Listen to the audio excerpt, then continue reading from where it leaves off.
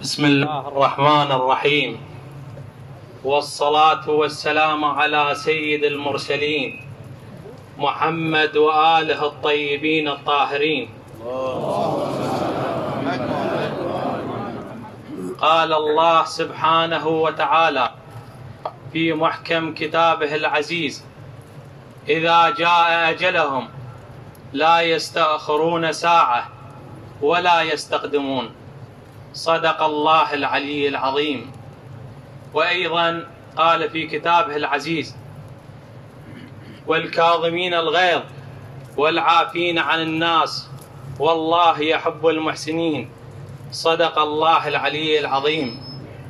أخواننا السادة، سادة المجتمع، سادة العراق، السادة آل بفريحة، إلهم السادة السيد ياسر، إلهم كل الجلالة وكل الاحترام وكل التقدير، وإلهم خصوصية بكل عشائر العراق. اليوم السادة هم أهل الإنسانية، وهم أهل العفو، وهم أهل التسامح. واليوم الفتلاوي عثر بثناياهم، عثر بثناياه للمعروف، عثر بثناياه للطيب، عثر بثنايا أهل الجود، عثر بثنايا أهل الكرم اللي هم جدهم الحسن. جدكم محمد كان الناس السيلة وهو يرد بإحسان.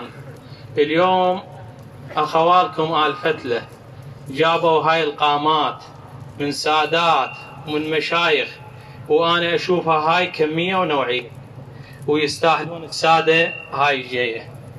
اليوم الشيطان منعول والدين، وذيك ساعة شيطانية وهاي ساعة رحمن، وبهذا الشادر وبهذا المكان نسحق الشيطان. اللهم انعل الشيطان بأقدامنا.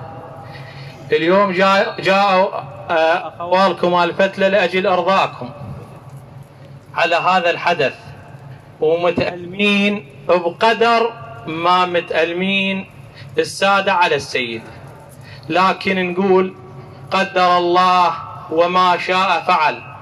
ويقولون الجاويد للسيئات غفارة، وحر من اعتذر وحر من تقبل العذر.